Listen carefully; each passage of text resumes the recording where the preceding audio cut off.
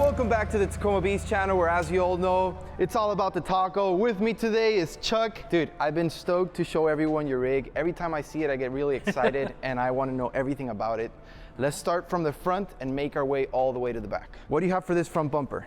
This front bumper is a weld-it-yourself coastal off-road. So this was one of my first welding projects for this truck. It was actually the very first. And you welded it yourself? Yeah, in my garage. Coastal sends it out to you in flat plates, and you just kind of jigsaw puzzle tack weld. Did you have any welding experience at all? A little bit, YouTube, university. That's how I learned how to weld. A little bit of practice, more practice than anything. That's awesome, man. I mean, came out solid. What do you have for the winch? Winch is a Warn Evo. How many pounds is it rated? 10,000? 8,000. Because this was an overland truck to begin with. So that's where this started. It was this all overland started rig. as an overland on 33s. I was gonna ask you that. Yeah. What made you start this build? What made me? Yeah. Well, I was on 33s, and there was a lot of stuff that I was doing that I've done for years, but I wanted to get into a little bit more technical stuff. And in order to fit bigger tires on here, I had two choices: long travel, which I went to, and I completed Rubicon on long travel in 37s. Really? Mm-hmm. And then I wanted more. So hey, that's the name of the game, right? Bigger tire, solid axle is where it's at. Dude, so that's what we see down here. Yes. Let's talk solid axle. What do you have down here? So this is a Dana 60 off of a 2006 Ford F-250. The front and rear axles came off of the same truck. Junkyard axles. We actually got it out here in Sacramento. A guy named Travis McClintock. He sourced it for us. We came out, picked it up, took it home, and I stripped it down. So the axle was rebuilt from the internals out. And you did that all yourself? Yep, all myself in the garage. Dude, that is crazy, man. How nerve-wracking was it the moment that you had to shear all the factory mounts off and be like, there's no turning back, the truck's sitting on jacks, you're looking at this thing, you're like, well, where is it gonna land, right? Like, yep. what are gonna be the mounting points from here on out, you know? Okay, so how did that go? This is my very first link solid axle swap build. It looks so solid. The stance is perfect. Like, I feel like you nailed it. I've seen you out wheeling and the truck just goes. A lot of inspiration came from people who've done this before me. Solid axle is not new, and I was able to pick what I needed from them. The person I want to shout out to is Nick Marr from Martech Engineering, because it made the front axle swap easy. I basically bought his frame plates, which locates the steering box, the panhard, and then his lower cross member, which locates the lower links. And I was able to locate the axle off of that two component. You feel like the community was awesome in the fact of like sharing information with you. They weren't holding back. Everybody I've contacted, they were free with the information, and I learned from them, other YouTube channels.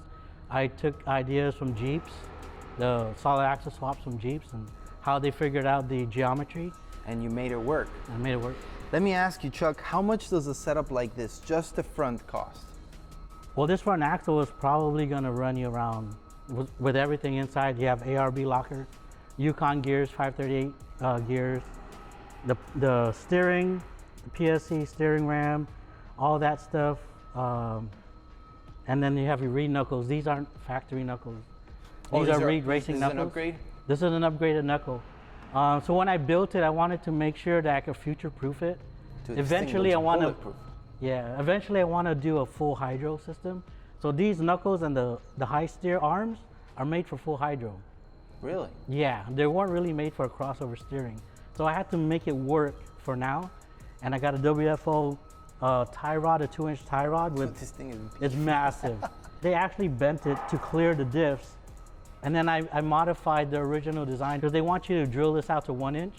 And my double share is a 3/4 bolt. So I sourced out some spacers, reducers, to go from a 1 inch to 3/4 bolt. That's crazy. And I just made their tie rod work with my system. Dude, I just noticed the washers. You're crazy. That's Yeah. awesome. You made it work. Made it work, you know. So a lot of the stuff on here is a continuous fine tuning.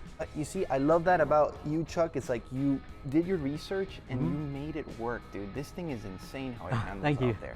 Like, what would it cost someone to get to this point, that's like someone that's inspired on your build, that wants to try to take on this challenge? What does it take? Time? Takes time, and well, in my case, I did all the labor. So I saved a good chunk of money doing all my own labor, including the gears. In order to actually do this build, you really have to take commitment. Parts alone, if you go research every single part on this truck, you probably gonna be around the 40K area, just in parts, tires, gears, links, shocks. Yeah, the whole steering package, from the steering pump, the gearbox, everything that's associated to make this truck work the way it does. It's gonna cost you around 40K in parts. And then you're gonna have to pay somebody labor if you don't know how to do it. And that adds. That adds up. Which is why it took me 7 months, because there was a time where, like a month into it, I just wanted to just throw the towel. I just want to give up, man. And because I just had to sleep on it and come back to it the next day. Where did you gain the inspiration to come back to it? Sitting in my driveway in jack stands, I was like, I need to get this thing I need to get it out of here. Cool. Yeah. Dude. So there was a lot of hang-ups. I ain't gonna lie, there's a lot of hang-ups. When I got the front end, I had to figure out steering, because like I said, those green knuckles weren't made for crossover steering. Dude. And some of those things must drive you crazy, right? Because there is no YouTube video that shows you how to do it. Like, you gotta figure it out. Yeah. Ask questions, then use your brain. Like, ChatGPT ain't gonna do it either, right? Like, no. it says. And I actually learned how to flare brake lines. So a lot of the brake lines that's all custom. I had to learn how to do that on the fly. And now you can say that you did it. That's gotta be the coolest part. Well, that was one of the reasons that I wanted to do it, because I wanted to push myself and figure out, can I really do this? Do I have enough skill, enough talent, enough drive to do it? And anybody can throw leaf springs on any straight axle. It's not too hard. But a link system, I wanted to push myself and challenge myself. Let's talk shocks now. What did you do for the shocks? What made you want to go with this setup, and what size are they? I run a 14-inch shock, 2.5 king in the front. Most of the solid axle swaps are using 12-inch coilovers, so they don't have to punch into the fender well. So I got those based off of older setups. DeMello Off-Road's Big Red Tacoma. He's running 14-inch shocks in the front and 16-inch coilovers in the back.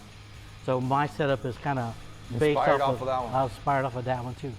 Dude, that's awesome, man. Now, you're running IFS, you got the long travel, you have 37-inch tires, and you're like, dude, I want to go bigger, I want to go ham. You do the solid axle. Yeah. What tire size are you rocking now? These are 42-inch Toyo mud terrains, open country mud terrains. It looks 42, real. that's quick. Dude, they look huge, They man. do, especially up against my 5'0" body. Dude. Dude, when I put my truck up next to yours, this thing looks like a monster truck. Man. It's wild. Well, that's what makes it easy. You were on the trail with me. Everything felt so smooth. It's because it's monster truck and everything. The tires are just so eating deep. the whole trail. Like a Rubicon, that's an extremely relentless trail. This truck made it very easy, where it was just. Obviously, there's obstacles that still become a challenge, but it just makes it so much nicer to ride it. When I was on 37s, I stressed out a lot. Broken tie rods, same the norm. That's gonna be me next weekend. Steering racks, hub bearings would fail. So really, the hub bearing would fail out on the trail. On the long travel 37s with an 1.25 inch spacer, you're putting I was hitting a a lot of stress, so the hub bearings would fail. Yeah. I changed them quite often. So you got 42-inch Toyos. What wheels are you rocking? These are Dirty Life Roadkill. Are they true beadlocks? True beadlocks. Sweet. Yes, they are. What tire pressure do you normally like to ride when hitting, like, let's say a trail like the Rubicon or Fordyce? Oh, on the trail, I like to air it down to 8 PSI. 8 PSI? Let's talk cosmetics. What do you have for headlights, and is this a true carbon fiber hood? This is a carbon fiber wrap. It's a vinyl. Okay. It was my test piece. I never wrapped a car before, so I wanted to try it. It looks really clean, man. I love this black. It sort of looks like a panda, like, so sick, dude. Yeah, and then this was actually inspired by your buddy, Dustin. Oh, no At Rodeo X, when we met him, he had the same headlights. I was like, I gotta get them. Dude, these are super nice, man. So these are Alpha X. It makes the truck go from, like, this is a second gen Tacoma. It's already like old, it's becoming an old school. But these headlights bring it back to life. It makes it look like a new truck, and it fits in with all the third gens now. So with all the black accents, really nice. Obviously, you got had to go wider. So this is fiberglass. Who's it from? These are McNeil fiberglass fenders. I got front and rear. So my trip to Fordyce last year, the whole time I owned this truck, I never had a dent wheeling. Put 43-inch tires on, I got my 2 biggest dents from Fordyce Trail. No. One on the passenger fender and the one on the driver bedside. Dude. So instead of doing body work, it was cheaper to buy 4 fenders than to buy 1 bedside. And So, and it cleared it. yeah. Did you have to do any cutting with the I did. Yeah, a little I bit. trimmed it for the 42s. Dude, it looks so aggressive though. Yep. This came out really nice. Wow. What do you have for sliders? Sliders, this is old school Bay Area metal fab This sliders. is insane, dude. Dude, you can tell you use your truck. Like, guys, you walk up to it and it looks really nice from far away. It's still nice up close, but when you look at it, you kind of see all these scuff marks and all Yeah. this like battle scars, and it's just freaking rad. One thing before we move to the back, guys, I did get a chance to ride with Chuck the Rubicon, and one of the things that I loved about his rig is just your steering wheel, dude. Oh, here, let's take a Dude, look. that was so nice, man. The PRP steering wheel. Your whole interior setup, just with the second gen, like that infotainment system, it just added so much character to the second gen. And since we're talking about this, let's dive into the Marlin Crawler taco box. Okay, so What do you have set up there? I got a dual case, basically. This is a 6-speed manual transmission factory. I added a taco box, a 4:7 ratio second case, and then behind that I have an FJ Cruiser, which is a factory case, and converted to twin stick.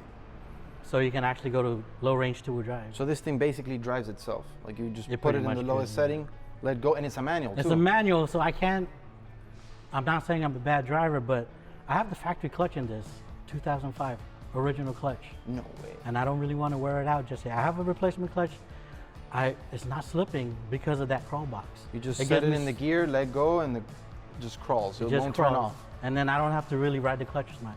Dude, that's genius. No, and I mean, I don't think that you would be a bad driver. It's just it's tough, man. Driving a tough. manual on the Yeah. Rubicon, like, dude. On the rocks, I have a lot of control, and just the 4.7, I have a lot of control already. But when you put it in double low and put it in second, third gear, I let the clutch out, and I don't even have to worry about it. Dude, yeah. And I would love to see someone go through the Rubicon without this setup and not stall Oh on yeah, a manual. yeah. There's no way anyone can do that. Or I don't know. Correct me, guys. All right, what do we have for the back? You're fully linked. Fully linked. So the back is a custom 3-link setup. I got the trailing arms from a friend. They're free. Hey. Rough stuff trailing arms. Oh, I used it. I had intentions of using a Chevy 63 swap like everybody else does. But since I got those for free, I was like, I'm gonna make it a link. I'm just gonna link it. And So- you did it all yourself. Yes, I did. Dude, that is insane. I love the sway bar here that you got going on. What's this? That is Where's an it from? anti-rock sway bar, just an off-the-shelf universal sway bar. And I had to kind of bend that, put that in a hydraulic press and bend the arm to clear the components that I had welded in there. Now, you say something like that, right? Where you have to bend it, but not a lot of people realize how much time actually goes into just something as simple as bending that, Yes. right? How long did it take you to build this whole thing? Total of 7 months. I started in 7 October months. 2023. I wasn't done until the first week of June 2024. You're married? Yes. What did your wife say when she walked into the garage and saw Oh, your truck in pieces? I still don't hear the end of it. She's still telling you why the hell? Yes. Yep. Dude, I love how you were able to combine a soft topper with the glass. You would think it wouldn't work, but when you see it in person, man, it just looks so clean. It's so nice. I wanted something that's going to kind of hide what I carry in the back. So I normally carry a jack. You know, Yeah, nobody knows what's back here. I normally carry a jack, my cooler setup. It kind of gives it, like grave digger vibes, like that monster truck grave digger. For some reason, when I see this, it just looks so, I So love it. right now it's a mess. Yeah, dude, but look, you got a I got mess my- back here and nobody knew it. I might slide out like everybody else does. Cool. Then I have my Pro Eagle Pro jack. Eagle jack. And then all the camping gear would sit back there so I can comfortably travel from place to place and not have to worry about anything flying out the back. Dude, you had all this back here when we did the Rubicon? Yeah. Just like this? Well, they had more stuff. I took some of it out. Dude, guys, so like some of this stuff is loose, and this truck was so smooth out on the trail, I never felt a single thing fly from one end to the other. Just so you guys can picture how smooth the ride was with this truck. That's insane, dude. I did not know you had all that back there. Yeah. Let's talk rear bumper. Rear bumper is new. Kit and I built the rear bumper. I needed to lose some weight, so I had a coastal off-road welded bumper that matched the front, and that weighed like 150 pounds. And remember on the Rubicon trail, I was complaining that I'm overweight for my spring package. Yeah. I was basically like a quarter inch away from my bump stops. So every time we hit a little bump, you hear that, the clicking sound from the bump stop. You fixed that? I did. I just changed it, took the heavy bumper off and we built this bumper here. Oh, really? I don't remember the one that you had. I gotta look back at the pictures, but damn. If you go back to the powder video, coat on this feels brand new. Dude, this bumper is nice, man. So what about the rear, dude? That solid axle is beefy. What do you have down there? That is the Sterling 10.5 from the same 2006 F250. Dude, that looks like something out of a freaking Humvee or some, I don't even know what. Well, the front and rear axles are also truss. If you notice, the top of the axle has a low profile truss. So it actually gives that illusion that it's beefier. It's reinforced, it's a full length truss, but it's a low profile. It gave me a surface to weld the upper link mounts, and then also the bump stops. If you notice it hits the end of the truss, so it's a flat surface. So Chuck, you're adding a lot of parts that are not like really Toyota parts, right? Mm-hmm. Did that make it so that your dash is like a Christmas tree and all the lights went off, or did you figure out a way to bypass and maybe trick the sensors into thinking like, hey, okay, cool, this factory Toyota rear end's not here, let's not freak out? Well, on this particular model, because it's a factory 6-speed manual, and it's an actual 2005, the speed sensors comes off the FJ transfer case. Instead of having the speed sensor on the hubs, this one comes off of the transfer case itself. So all my speedometer works, my odometer works. There's no lights. All my forward drive is manual operated. And then I also tied in the 2 sensors on the FJ case to light up the forward drive and 4-low on the dash. Oh, no way. So that works like normal. What's next for this rig? Eventually I do want to, I really love the Marlin Crawler tackle box, but I want more robust, and I'm really not pushing this truck to its limit because I do know there's a weak point I haven't discovered yet. And in my opinion, I think it's gonna be the crawl box. You're gonna upgrade that? I'm gonna upgrade that to a 4-speed Atlas. I just gotta save up some money. You just want more, baby. I just want to be able to go out, beat the out of it, and then drive home. Because you know, I don't trailer it. Yeah. We drive, I drive about 2-3 hours to the trail, and then hit Fordyce, hit Rubicon. Do the whole thing and then make it back home. Slick rock and then make it back home. And then drive it to work. I drive it to work. This is your daily? It's not a daily, but I do drive it 3 times a week. Dude, I love it. I drive it to the city in San Francisco, so my employer is the city of San Francisco. Dude. I'm a city worker. Dude, rad, man. That's really cool, man. To know that you're using it that often, and it's not just, it looks like a show truck because of how nice you have it, but you beat it up on the weekends like crazy. Like you guys saw in the videos, this guy is nuts. I love what you did here with the license plate, how you just bolted it down, because I know that when you put it on the bumper, it kind of gets destroyed. It gets destroyed. So it keeps that clean vibe. And a lot of that, like with my truck, like I gained a lot of inspiration from you and Buck Mac. That you guys, your trucks look really clean. You have dents when you come up close, but you guys not only wheel them super mega hard, you guys take care of them. We do. I maintain this truck. Dude, and I appreciated that so much. I was like, that is so cool. You're able to enjoy both worlds. Having a clean rig on the street, but at the same time you shred out in the rocks, and and you don't back down. Come off Rubicon, drove straight home. It's like I haven't been on the trail. It's smooth. That's crazy, man. How are you liking the Alpha X taillights? Oh, I love it. I love the look. Like I said, Dustin was an inspiration. When we met him at Rodeo X Rigs, and I saw his 2nd gen, I was like, that's the taillights and the headlights I wanted. So. Dude, that's rad, man. And I bought it from Tacoma Beach. Oh, thanks, man. Appreciate that. Have you done anything to the engine? Is it supercharged? The engine is 100% stock. Stock. Yep. Do you plan to supercharge it? If I can swing some funds or a way to put a supercharger, I wouldn't mind. But right now, I don't need power. I have all the gearing to do all the trails, but it could use a supercharger for freeway driving.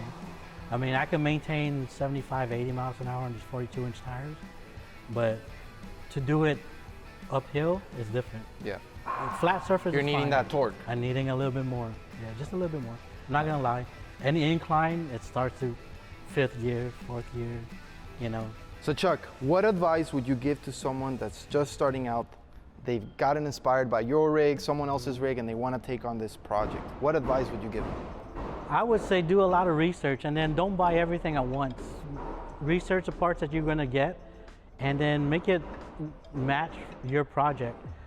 It took me 2 years collecting every single part in this truck. Wow. From the gears, the shocks, like I said, the shocks took 6 months to get a pair of coilovers, and then another 6 months for the other one. Lockers, everything all adds up. So if you break it up in certain sections, it's easily acquirable if you do it that way. Because I mean, nobody has $40,000 sitting in their bank account. Maybe they do. I didn't have that. So I would spend 500 here, 1,000 there. Just break it up, and then, like I said, it took me 2 years. Once I got everything set and on the shelf, that's when I cut into the truck. That's where you're like, there's no turning back. There was no turning back. And like I said, you know, a lot of stuff, welding, learning how to weld, learning how to re-gear, read patterns and all that. I was doing that prior to this already because I re-geared the Toyota axles and diffs. And I had learned on that as a way to do this. So when I came to this axle, I already knew how to gear it, how to set it up. Dude, that's rad, man. If someone wanted to reach out to you to geek out with you and maybe ask you some questions, what's the best way to find you? Instagram is gonna be the best way. I'm pretty active on Instagram, and my Instagram handle is @Chucky_P_671. Ask me any question, and if I have time, I'll answer it. Chuck, you're the man. Thanks, man. Thank you. Really appreciate it. Thank you. What a sick rig.